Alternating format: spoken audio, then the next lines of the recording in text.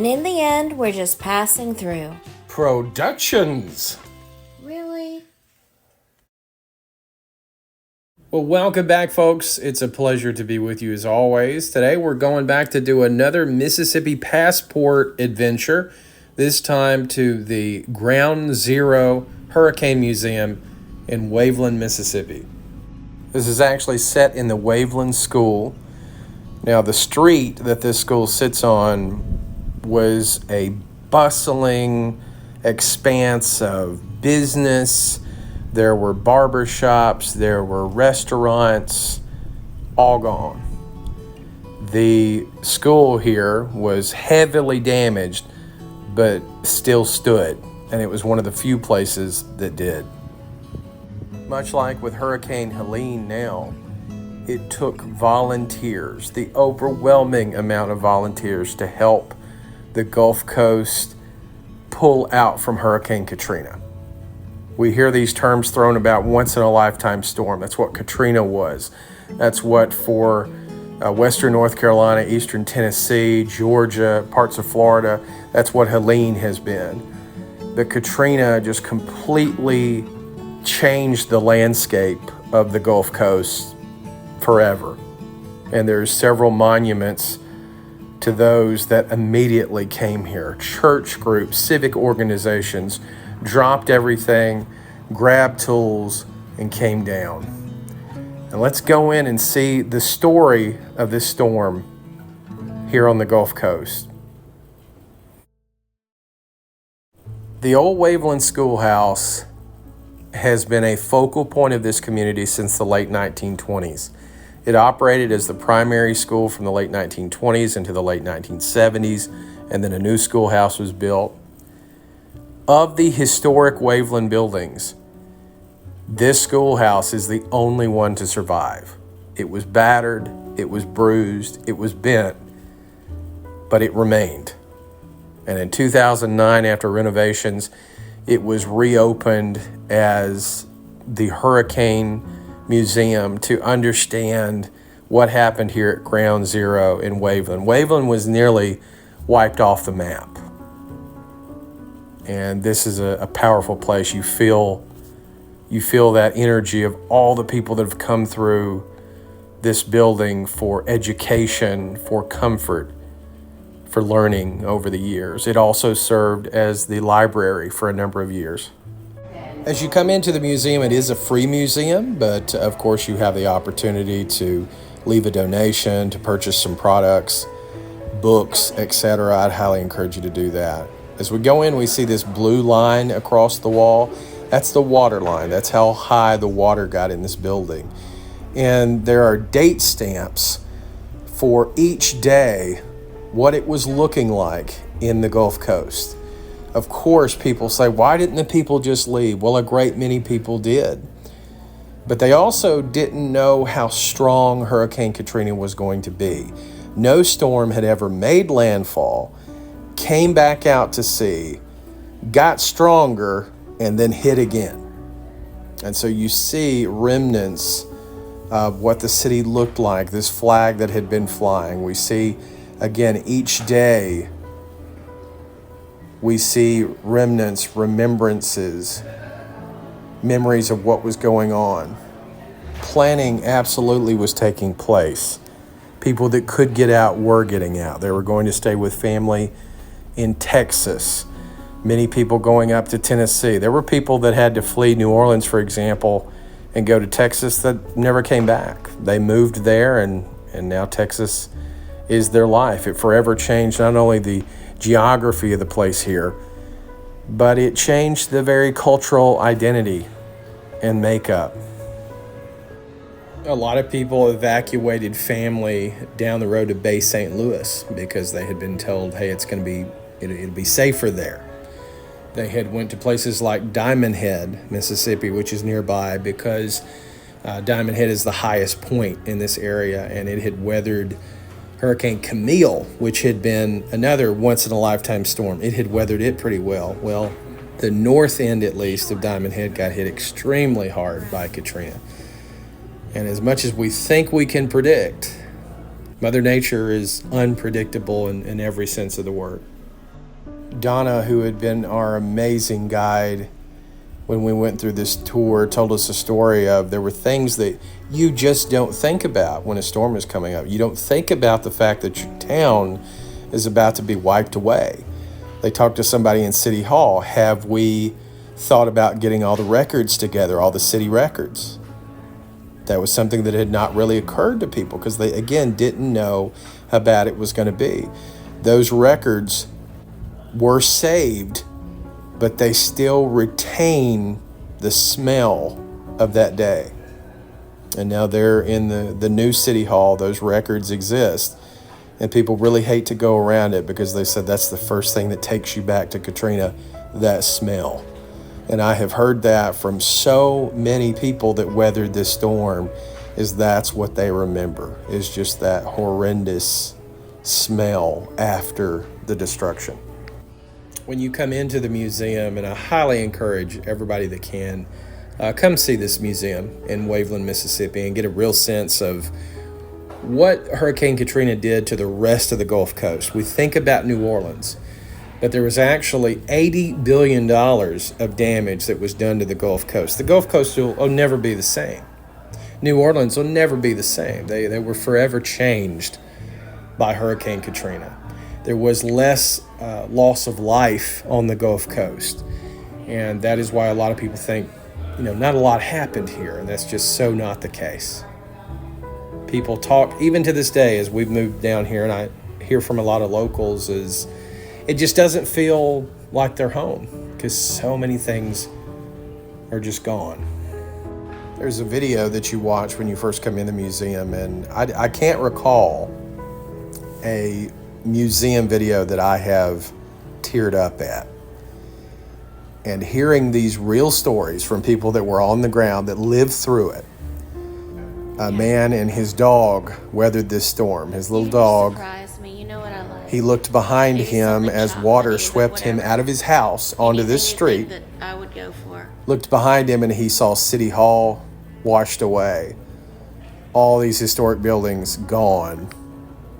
And you'll be proud to know him and his dog did survive. But family members that he actually got to Bay St. Louis to safety, because it was going to be safer than staying here in Waveland, did not make it, including, unfortunately, his mother. Mississippi is known as the hospitality state, and there's a lot of hospitality businesses both here and nearby. Of course, you have the cruise industry out of New Orleans, out of Mobile. You have the casino industry that is here in this area near Biloxi, Bay St. Louis. One of the local casinos, the Silver Slipper, it was not known as the Silver Slipper then, but it's the Silver Slipper now, and it was the base of operations for the National Guard. You had Walmart played a key role. The Walmarts were opened up, and whatever they had, of course, was given to locals, whatever they needed. More trucks, hundreds of trucks diverted to this area. And I got that, I've mentioned many times in the past, my working for Walmart Stores Incorporated, the corporate offices during the time of Katrina. I remember going into the disaster preparedness center that Walmart had in Arkansas, and those conversations being had. How do we get trucks here? How do we get our stores opened up to help people? There's never been a volunteer effort quite like what happened after Hurricane Katrina. We're seeing it now play out in yet another violent storm with Helene. But in our darkest hours, Americans come together, and that means so much to me. As we're looking now during the aftermath section of what happened, we can see what happened to the building that we're in. So this is the old Waveland School, as you see, nearly completely destroyed, but not torn down. It stood. But as you can see, nearly completely gutted. And they actually think that the roof would have fared a bit better if it had had the old roof. The roof had been fairly new, the one that was on it, and didn't hold up the same way the old roof would have. So many artisans, craftsmen came down to help rebuild these areas. You see some buildings here that, of course, gone for it's good, a camera. never to come back. But in their places, new business, new opportunity, new people coming to the area to get to know the friendly, welcoming, wonderful people of Mississippi. These photos that I actually showed what the area did look like were only preserved because of the quick thinking of a city official who thought, the storm's about to come, I really need to take a picture of everything here by City Hall down that same street. And it's really stunning to now look and see so many of these buildings gone. The next section of the museum, you will get to see the handiwork of a truly skilled artisan, that of Mrs. Slovic Wells. Mrs. Wells was born in Austria, would then move to Canada and spent much of her adult life there, and then spent a portion of her life going between Bay St. Louis, Mississippi, and Canada. She was an avid quilter, heavily involved in the quilting organization here in the Waveland, Bay St. Louis area. And when Hurricane Katrina hit, the home that they had here, like many others, was heavily damaged, and her quilting squares ended up everywhere, as you can imagine. Townspeople actually told her where they were. She went out and collected them, not only hers, but all sorts of quilting squares. And from January of 2006 into April of 2007, Mrs. Wells created 55 quilts that now hang in this museum today. And what is so very unique about this quilt collection, and this is, of course, the quilt room of the museum, is that each quilt tells an individual story. Everyone is different. Everyone, it was made purposefully, again, telling a story. And on the back of each quilt is the name of the quilt. And you understand the significance of it and what story it's telling. You also see these quilts that were put together by colleges, that were signed by volunteers. Everything in this room tells a story. There's even segments to write down actually what the quilts mean to you as you go through, or what they meant to you as you and your family perhaps went through the storm as well. A really neat place. Mrs. Wells would pass away from cancer in 2013, and her husband and family wanted her quilts to be on display, and there was no better place than the museum, and they were especially proud to get that donation and now to be able to display them and give the essence of this sweet lady and what she meant to this community.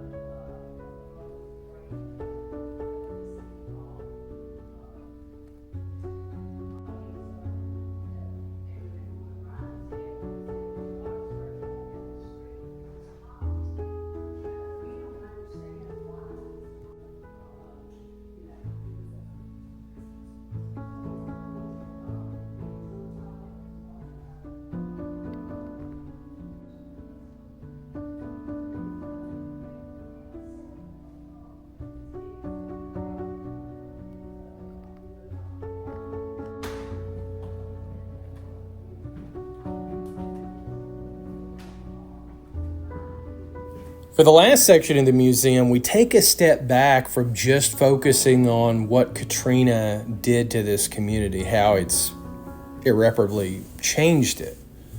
And we focus more on the community itself, Waveland, Hancock County as a whole. Who are the people that live here? What do they take pride in? Fishing is an important part of them. We see some of the tools of the trade. We see remnants of the old school. We see some of the parade paraphernalia. Mardi Gras is very important to the Gulf Coast. There is a crew that operates out of Waveland itself. You'll see their costumes. I want to let you focus in on just the uniqueness of the town. And who are the people of Waveland?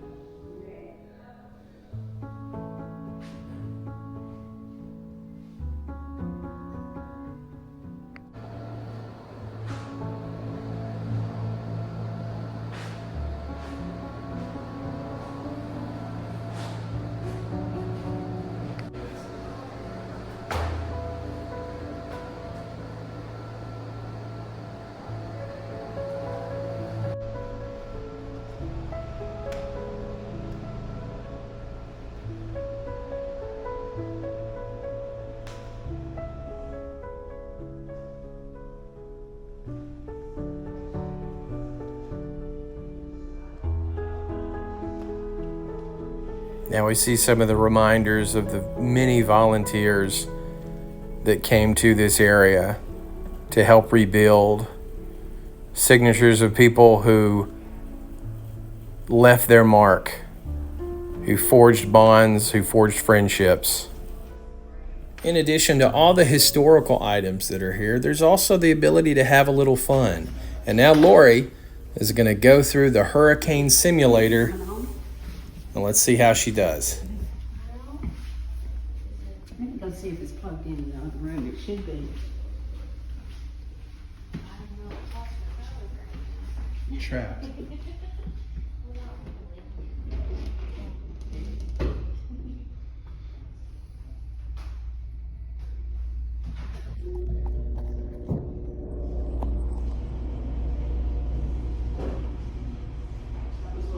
Somebody unplugged it.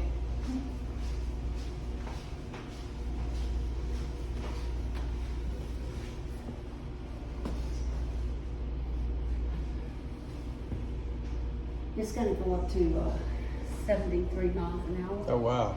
and then it's gonna come down. It's gonna give her a count.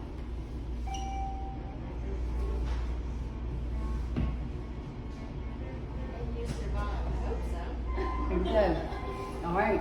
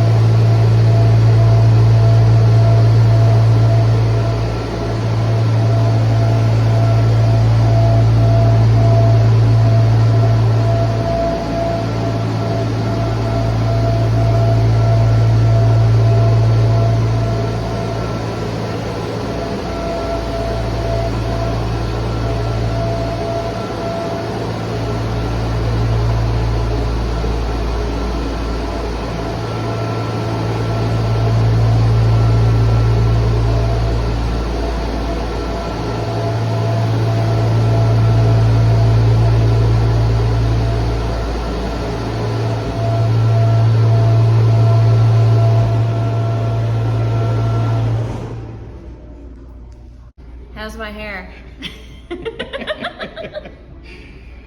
Maybe she's born with it. Right. And to tell the final story of the museum, we need to take a trip to see the angel trees of Bay St. Louis. Dale Lewis, a chainsaw carver artist out of Indiana, ended in New Orleans after the storm, carving trees that had been felled by the storm into art, raising funds for those who needed help after the storm. And someone mentioned to him, you need to go to the Bay and help them. And he ended up here in Bay St. Louis. All along the coast, he's carved the flora and the fauna, but here in the Bay, we have angels. Dale Lewis, not only a skilled craftsman with his woodworking and chainsaw sculptures, but it's for a purpose. He does it to help people. He also sets up at a lot of various fairs, especially in his home state of Indiana. So if you find yourself out there, you can pick up a Dale Lewis original and you'll be happy. But today we're going to talk about some of his most beautiful creations, the Bay St. Louis angel trees. The first angel tree that we're going to look at is probably the most famous of those sculpted by Dale Lewis. There are 6 in total. We're going to look at 3 today. This is such a beautiful piece, multiple angels, and it tells a story. And I think there's nobody better to talk about this tree than Donna from the Hancock County Historical Society. This is probably one of his most well-known trees. This is the tree of the 3 angels. The one angel facing forward, you will see her eyes are white. She has been blinded by the horror that she sees on shore. There's an angel above her, praying for all of those of us who were affected by the storm. And of course, the angel here looking out over to the water, praying that another storm doesn't come. The next tree that we're going to look at is in the beautiful Bay St. Louis Cemetery, Cedar Rest.